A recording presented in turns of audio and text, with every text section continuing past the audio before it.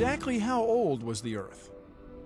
The question persisted until 1907, when American chemist Bertram Boltwood discovered a way to make the rocks and minerals of the Earth provide an answer. Scientists already knew that rocks contained naturally occurring radioactive elements, such as uranium. They also knew that each element decayed into other elements according to its own rate or clock, and that rate almost never changed. While studying these rates of decay, Boltwood found that mineral samples of uranium always contained traces of lead. It was an indication he believed that lead was the last element remaining from uranium's slow process of decay. From this observation, Boltwood put it all together. If he measured the amount of lead contained in a uranium sample and calculated it by the known rate at which uranium decays, he could determine the approximate age of the rock. It was a breakthrough discovery. Suddenly, scientists had an extraordinary and accurate new tool for calibrating the geological history of the Earth. It was called radiometric dating. The great thing about radiometric dating is that it allows us to determine the age of the rocks in the Grand Canyon with quite a bit of precision, so that we can understand the whole history of deposition of these rocks before the canyon was carved. We know that the rocks in the very deep part of the canyon are 1.7 to 1.8 billion years old, and yet they're overlain by a flat surface of sandstone that's only 530 million years. So without geochronology, we would never know that we're missing more than 1 billion years of history across that surface. Now, other places in the world have that history. Here we don't have that history, and that's the important thing to remember. The geologic record is remarkably incomplete.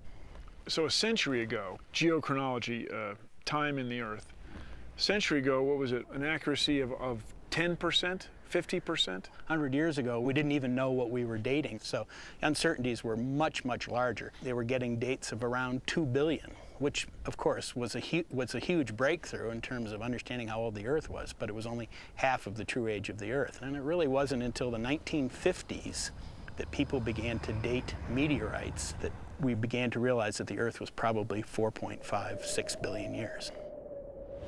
To appreciate how much time that is, consider this.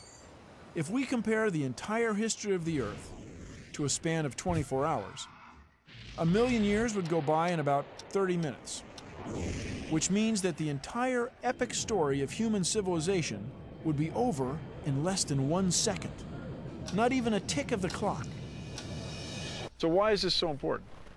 When we look at the history of evolution is punctuated by incredible extinction events. The Permo-Triassic extinction 251 million years ago killed 90% of everything that lived in the oceans. So the question is, was this sort of a gradual process where we saw increasing amounts of extinction, and then finally the last hurrah, or was it catastrophic? Was life wonderful on the Permian Earth, and then suddenly everything went extinct? The way to answer that question is through high-precision geochronology. And the data that's accumulating right now suggests that it was an extremely rapid event.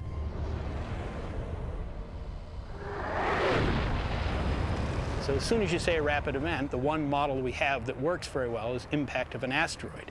And recently there has been some evidence put forth that suggests there may have been an asteroid at that boundary impacting the Earth.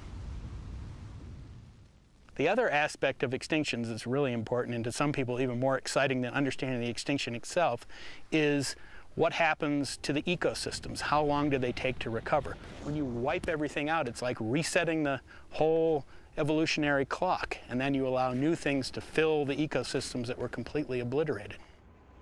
It could be that if it weren't for that extinction, we wouldn't have seen the rise of dinosaurs and then mammals. We could live on a very different planet. We wouldn't live here. You look at this view and you feel like an insignificant speck. Right. And the grandeur of it is astonishing, but then when you think about what you can learn from it, then it's a whole nother level of... It is. And it's like a book. There's lots of information there waiting for us to extract it, information that we haven't even thought about asking the rock record to produce for us. So there's a lot to do. Well, that's job security for science. Yes.